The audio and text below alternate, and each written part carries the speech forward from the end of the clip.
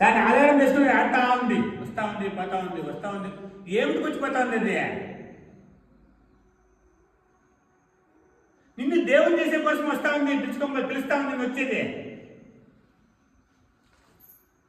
అలాంటి ఇప్పుడు బిడ్డ తల్లి గర్భంలో ఉన్నప్పుడు అప్పుడు కూడా ఊపిరి ఆడుతూ ఉంది.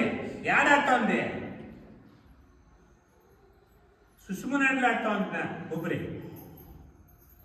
ఊపిరి ఆడకండేమిలే. బిడ్డ గర్భంలో ఉన్నప్పుడు కూడా ఈ సుషుమనాడులో ఊపిరి ఆడుతూ ఉంటుంది. ఎప్పుడైతే బిడ్డ అక్కడంగా బయట వచ్చిన గర్భంక అప్పుడు ఈ రెండు నాడులు ఆడుతుంది. దాన్ని మళ్ళా సుషుమనాడినాక ఆడిపిస్తే నువ్వు దేవుడు అయిపోతుంది. దానికే కొండలేవం చూపించి. కొండలేవం తల్లి గర్భంలో బిడ్డ ఎట్లయితే ఆ పొజిషన్లో ఉంటుందో ఇదే పొజిషన్ కొండలేవం వచ్చేది. ఇట్లా ఆడుతూ ఉండేటువంటి విశ్రాటాన్ని అట్లా వెనక్కి పంపించాలి. 8 దిక్కులు ఎక్కడ చూడక పశ్చిమ దిక్కున పార చూసితే బ్రహ్మము నీవేరా జీవా, బ్రహ్మము నీవేరా అని చెప్పా. 8 దిక్కులు ఎక్కడ చూడక ఈ పశ్చిమ దిక్కున పార చూసితే బ్రహ్మము నీవేరా జీవా, బ్రహ్మము నీవేరా. 8 దిక్కులు ఎక్కడ చూసినా ఏమి లేదురా. ఈ పశ్చిమ దిక్కునట్ల పారదుడు. సో గట్టిగా ధ్యానం చేసుకో. ఎట్లా కూర్చున్నావో అట్లే ఉండాలి. అప్పుడు నువ్వు ధ్యానం చేస్తాను అని పర్ఫెక్ట్ బ్రెయిన్ లేదు. కొంచెం ఇట్ల కదిలే, కొంచెం ఇట్ల కదిలినావంటే నువ్వు పడిపోయినావు. ఆ ధ్యానం కాదు. దాని తప్పింది. నిద్రలోకి వెళ్ళిపోయినావు. చేంజ్ అయిపోయింది. పర్ఫెక్ట్గా ఉండాల.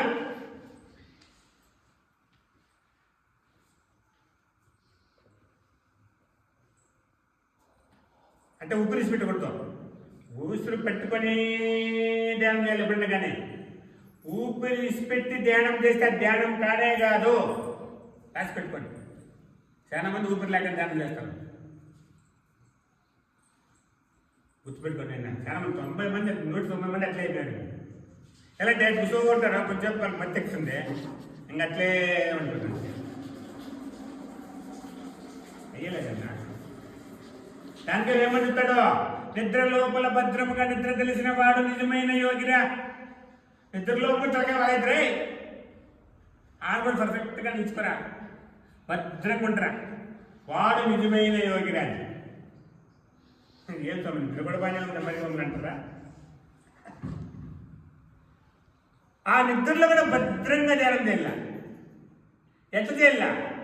ఆ దృష్టి ఆడే ఉండాలండి. దాన్ని తెలుసదు. నువ్వు పట్టుకోండు, ఎల్లర్లో పట్టుకోండు, అక్కకి పట్టుకోండు, బక్కబార్లు పట్టుకోండు. నీ దృష్టి ఆడల్లా ఈ త్రికోటి స్థానం పైన ఉంటుంది, ఆజ్ఞాచక్రం పైన ఉంటుంది. దృష్టి అక్కడ పెట్టి పెట్టి పెట్టి పెట్టి పెట్టి పెట్టి పెట్టి పెట్టి పెట్టి ధ్యానం చేసేదాని వల్ల అక్కడ ఒక స్థానం తయారవుతుంది.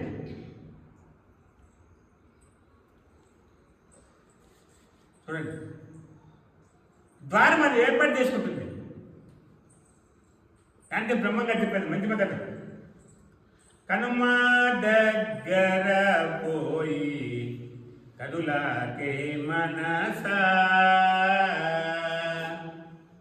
కనుమ దగ్గర పోయి కదులాకే మనసా, కనుమ దాటి పోతే కలుగునే సేవా, కనుమ దగ్గర పోయి కదులాకే మనసా, మట్టి దేహం బీది మతి చెడుకే మనసా, మట్టి దేహం బీది మతి చెడుకే మనసా, మహనీయ జ్యోతిని మరువకే మనసా, కనుమ దగ్గర పోయి భక్తులకే మనస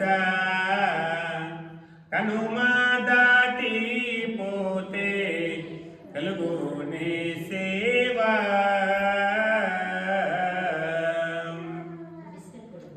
ఎంతమంది మాట్లాడుతున్నారు. ఆ కణమ దగ్గర పోతున్నావు కదలకులైనాడా, అదేమన్నా అట్లా దాటి అనుకో ఆ సేవకి వెళ్ళిపోతుంది.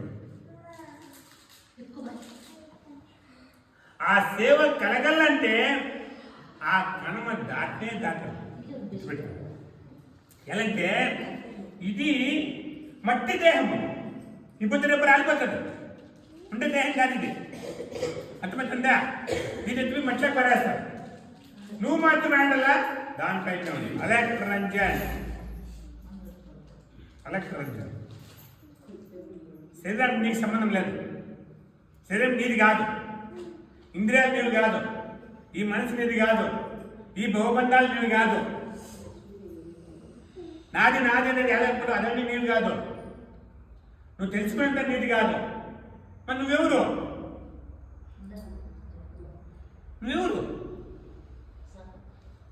నీ లోపలే ఎత్తుకలా నేను బయట ఎత్తే సిక్కేలే. కొంతమంది బుక్కులు ఎత్తుతారు, కొంతమంది గ్రంథాలు ఎత్తుతారు. తెలుసుకుంటే చాలు దేవుడు అయిపోతాము అంటారు. మళ్ళీ వెంకటేశ్వర స్వామి కనిపిస్తే నమస్కారం స్వామి తెలుసుకునే మళ్ళీ వెంకటేశ్వర స్వామి నమస్కారం వెళ్ళరా? నువ్వు తెలుసుకున్నావా? నాకు అంతా తెలుసు అంటాడు. ఎట్లా నువ్వు ఉంది స్వామి అట్లా నా కళ్ళ మీద ఉంది ఇట్లా ఏదో బతులు బతారు. ముందర ఒకటి వెనకాల ఒక నాటకాలు ఆడి సస్తా ఉండాలి సాగు. ఇక్కడ ఉండరు, అక్కడ ఉండరు. ఎందుకే? మతి చెడిపింది, మనసు చెడిపింది. ఇక్కడ ఉండాలని అర్థము, అక్కడ ఉండాలని అర్థము. లోపల ఉడికిలా వంట సరిగ్గా ఉడికిందిలా. అన్నం ఉడికితే కదా మన తినేకి అయిపోయింది. పది అన్నం తిన్నా ఉడికితే కదా. ఉడకన్న మతికొచ్చి నువ్వు మధ్య ముందర పెడితే ఏం చేసేది? అట్లా నీ లోపల ఉడకల్లా. దానికే పైన ఒక మాట పాడతాడు. దేహము జీర్ణవాయితో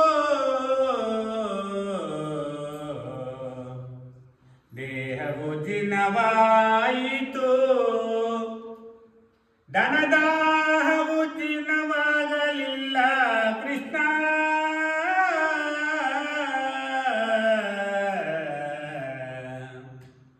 ದೇಹವು ಜೀರ್ಣವಾಯಿತು, ಧನದಾಹವು ಜೀರ್ಣವಾಗಲಿಲ್ಲ ಕೃಷ್ಣ. ಅವರು ಅರ್ಥ ಭಕ್ತರು కృష్ణ దేహం అంతా జీర్ణమైపోయాయి కదప్ప. కళ్ళు కనిపించకన్నా అయిపోతా ఉన్నాయి, చెవులు వినిపించకన్నా అయిపోతా ఉన్నాయి, మాట తత్తరపోతా ఉంది, ఇది కాళ్ళు సంచి పైకి ఎత్తాకైతాట్లా. ఇది జీర్ణమైపోయింది కదా నాయన. నీ లోపల ఉండాను, నిన్ను నమ్ముకోండా, నా దేహం అంతా జీర్ణమైపోతా ఉంది. ధనదాహము జీర్ణవాగలేదే కృష్ణ. ఆ ధనం మీద ఉన్నటువంటి దాహము, నాకు డబ్బు కావాలా, ఆస్తి కావాలా, అంతస్తు కావాలనే దాహము జీర్ణం కాలేదు కదా కృష్ణ. ఏం చేయాలి నేను చెప్పు ఇప్పుడు అని చూస్తా. వాళ్ళ జీవితం అంతా కృష్ణ సేవ చేసుకుని కూర్చుంటా. కృష్ణ కృష్ణ హరే రామ హరే కృష్ణ, హరే రామ హరే కృష్ణ, హరే రామ కృష్ణ. తట్టే దుడ్డు మాత్రం రూపాయి అయిపోయేది అన్న. రాత్రంతా తడగానే పొద్దున్న ఏమన్నా ఇస్తారా? లేదు అట్లే పోయిగా దేంతో పని చేపించుకున్నాను చూస్తాను. ఇట్లా ఏమన్నా ఇస్తారా? దాని మీద దాహం పోలేదు కదా. దేహం జరిగిపోతా ఉంది, నలిగిపోతా ఉంది, అయిపోయింది, పని రాలిపోతుంది. ఇప్పుడు రేపు పండు ధనం మీద దాహం పోలేదు కదా కృష్ణ అంటాడు. ఆ ధనం మీద దాహం పోవాలంటే గురు కరుణ కలగలరా నీకు? గురు కరుణ కలగాలి, అప్పుడు పోతుంది. ఆ కరుణ అనేది నీ లోపల కరుణామయుడైపోవాలి. నువ్వు కరుణామయుడైపోవాలి. ఆ కరుణామయుడు ఇప్పుడు ఎంత అయిపోతావో సాక్షాత్తుగా గురువు నీ దగ్గరే ఉంటాడు, నీ లోపల ఉంటాడు. గురుడు శిష్యుడాయా, శిష్యుడు గురువాయ. ఇప్పుడు నాకు గురువు దేహం లేకపోయినా కూడా నా దేహం నిండా గురువే ఉంటాడు.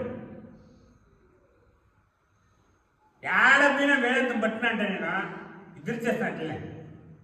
ఎందుకు? నాకు ఆ గురువు కరెంట్ కలిగింది కాబట్టి నేను వేదాన్ని చెప్పగలుగుతాను అంతే, లేకపోతే సిద్ధంగా అయ్యేది. చూడండి నా యూట్యూబ్లో వీడియోలు వస్తా ఉంటాయి, యూట్యూబ్ చూడండి, ఎట్లా చూడండి ఉపన్యాసాలు. అదంతా అంత ఈజీగా చెప్పేది కదా కాదు, అర్థమవుతుందా? దాన్ని మనమే ఆ గురువు యొక్క మార్గాన్ని సృష్టించుకొని ఆ యొక్క మనోభావాన్ని చేంజ్ చేసుకోవాలి. అప్పుడు నువ్వు నీ జన్మను సార్థకం చేయాలి. ప్రకృతిది ఏముందిరండి అయినా 4 బిల్డింగ్లు, 4 కార్లు, ఒక 4 కోట్ల డబ్బు, 4 కేజీలు బంగారు, అంతంటే సరళ ఇంకేమని కావాలి? ఎంత కావాలి మీకే? ఒక 4 బిల్డింగ్లు, పోనీ ఒక 40 ఎకరాల భూమి, ఒక 4 కోట్ల డబ్బు నీ అకౌంట్లో, ఒక 4 కేజీలు బంగారు, ఒక 10 కేజీలు వెండి, ఇంకెంతకంటే ఏం కావాలి మీకు? అందరికి జీవితం అంతా సాయితండి అంతలా ఏమని కలనా లేదమ్మా 4 ఇంకా 10 కేజీలు బాగుంటున్నాను. దానికి కావాలంటే ఎక్కడ అయినా మరి అదో భయము, యాడిపోయినా ఉంగర పెట్టుకొని సీట్లు వేసుకుని ఉంటాయి, ఎట్లా బాగుండే ఉంటాను ఎట్లదేమో అని దాని భయం స్టార్ట్ అయింది. చూస్తా అంతకన్నా మించి నీ జలంలో నువ్వు 100 ఏళ్ళు మెలిసినా కూడా ఏమీ తెలియవు. అదే గురువు కరుణ కలిగితే అంత కాదు, అంత 10 వచ్చా పడిపోతుంది. సత్యం చెప్తాను, నిజం చెప్తాను, నమ్మండి. మీలోపల గురువుని నమ్మండి, వాళ్ళ దగ్గర ధ్యానం చేయండి. మీ సంకల్పాలు ఏమున్నాయో అట్లే రోజు రోజుకి ఇట్లా పెడతాయి. మళ్ళీ దాని అంకిటి ఉండద్దు, దాని అంకిటి పోవద్దు. అవి వచ్చి పెట్టా అంటే మీ పాట మీ మార్గంలో నడుస్తా ఉండు. ఎడబెడితే విడిసివ పుణ్య పురుషుడికి అది గ్యాప్ లేకుండా దాన్ని నడిపించాలి. అవి వస్తాను నడిపిస్తాను. మన జగన్నాథం ఆశ్రమం పోయినాము ఆరాధనకి, అండర్గ్రౌండ్లో ధ్యానం చేస్తాను. వాళ్ళు ఉసిరిడిస్తాడు, బయటకు వస్తాను, ఇది శబ్దం లోపల ఉసిరిడిస్తాడు. బరో అంటున్నాడు లోపలికి పోతే, ఏమైందల్లా శబ్దం నాటకం వస్తూ ఉంది, అలా నాటకం వస్తూ ఉంది. ఎంత ప్రాక్టీస్ చేసి ఎంత ధ్యానం చేస్తాడు డైలీ, ఎంత సాధన చేసిందల్లా. బాగా ఉసిరి లోపల డీప్గా తీసుకోండి, ఎంతసేపు అయితే అంతసేపు నిలబండి. సాధన చేసేటప్పుడు కూడా మళ్ళీ కిందికి వదిలేయండి, ఎంతసేపు అయితే అంతసేపు నిలబండి. చూడండి ఎట్లా ఉంటుంది, చూడండి. సాధన ధ్యానము లేండి ఆ రోజు నువ్వు బతికినా కూడా చచ్చినట్టు లేదు.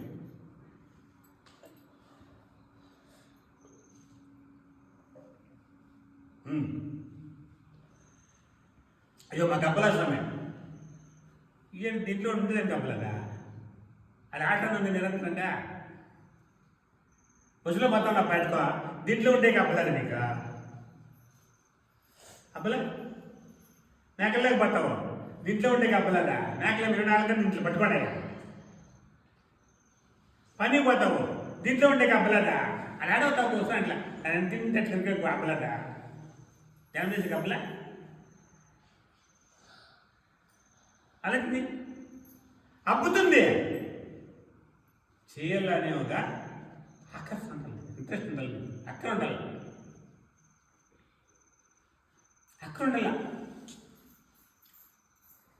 దానికి ఏమని చెప్పండి, గురుని శిక్ష లేక నిలిపేలా ఏమన్నాండి. మేము ఇంతవరకు పోరాటం మళ్ళీ నువ్వు నా స్టార్ట్ చేస్తే ముందుకు వచ్చి పెట్టాను అనుకుంటారా? ఏం లేదు కదా. గురుని శిక్ష లేక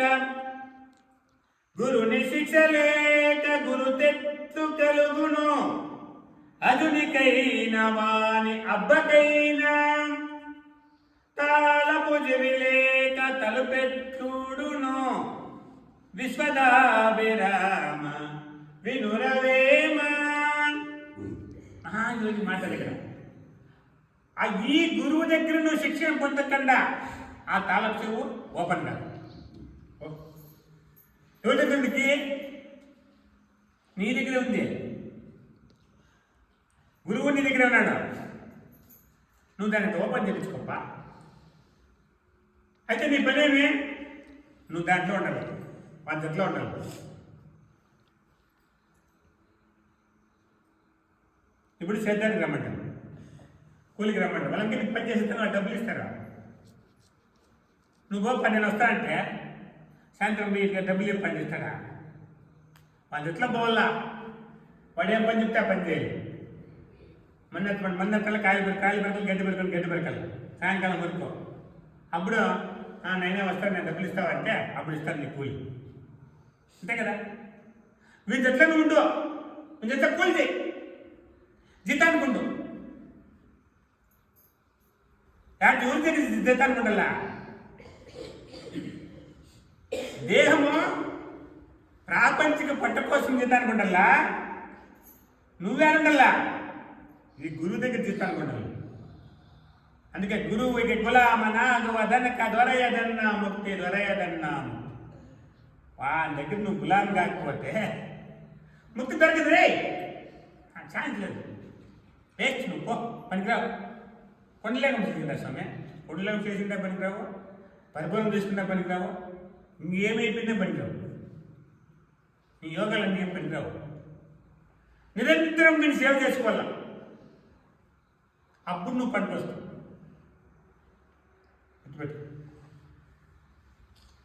మేడి పండు చూడ మెలిమై ఉండు, పొట్ట విప్పి చూడ పురుగులుండు.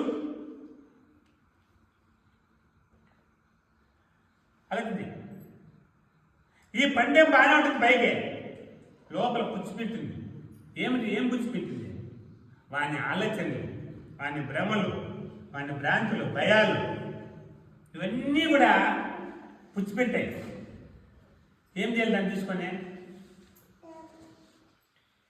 అలాంటిది అట్లా నువ్వు ఎప్పుడు కూడా ఆ ఉసిరాటం మీద నాలుగు వెనక్కి పెట్టుకొని ధ్యానం నిరంతరం చేయండి. గురు పూజ అంటే గురు పూజకి రండి, ఒకరోజు ఏదో స్పెండ్ చేయండి, మీ చేతిలో ఆయన సేవ చేయండి, గురువు ఆశీర్వాదం పొందండి, గురువు దర్శనం చేయండి. మీ జన్మ సార్థకం పో. ఎంతకన్నా భాగ్యం మీకు ఏం కలదు. అలాగే మేము మా గురువు ఉన్నాడు, పోయి ఒక గంట సేపు అర్ధ గంట సేపు కూర్చొని ఆయన తిట్టించుకుంటా, ఏం చెప్తే తినుకుంటా. ఏమన్నా ఉన్నాడు ఓపెన్ అయిపోయి వేదాంతం చెప్పేసి అప్పుడు మాకు పండగ. ఎప్పుడు చెప్పేయాలి వేదాంతం మా స్వామి? ఆ బుద్ధి ఎప్పుడైనా పోయి చెప్పినాడు అంటే అప్పుడు మాకు పండగ. అబ్బా ఏం వేదాంతం పోయినా సార్థకమైపోయి పండించింది. ఇంకొన్నాడు ఏదో పురాణం చెప్తాడు, ఇంకొన్నాడు ఏదో చెప్తాడు, ఇంకొన్నాడు మాట్లాడటం. ఇవన్నీ మేము ఎట్లా ఉండి ఆ ఇంట్లో ఒక స్థానాన్ని సంపాదించుకుంటాం. దానికి బుద్ధి పదవి దొరికింది. అలాగే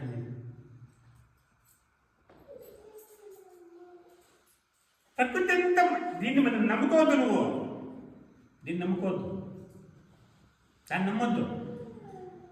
ఈ ధ్యానాన్ని నమ్ము, ఈ గురువుని నమ్ము, ఇలా అర్థాన్ని ఉసాటాన్ని నమ్ము.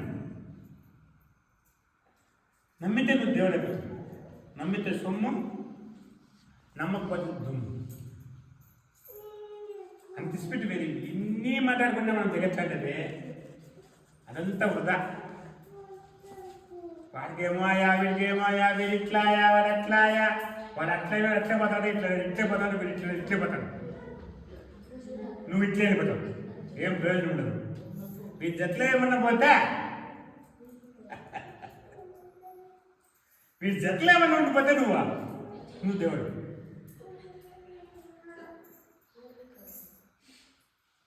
నా లెక్కలో మీకన్నా సావుకారి జగట్లో ఎవరు లేదు.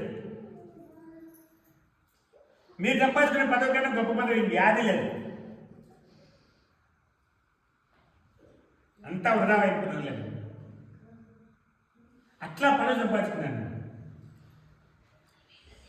అట్లా మార్గం నడుస్తాడు. శ్రేష్టమైనటువంటిది అన్నిటికన్నా ఆయనకన్నా శ్రేష్టమైంది లేదు.